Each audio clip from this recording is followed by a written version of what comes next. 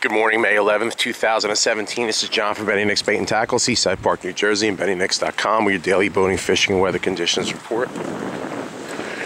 We got a light northeast. Conditions are perfect.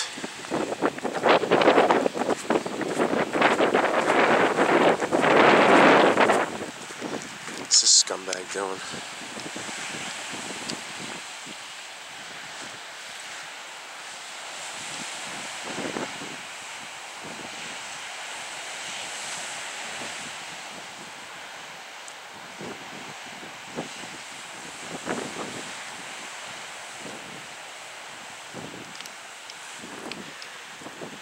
Tons and tons of fish yesterday, tons of blues, decent bass, and like I said, perfect conditions today.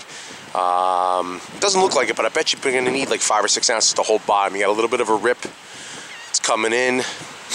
Nice white water, good holes, good cuts, great conditions. And you got to be in it to win it.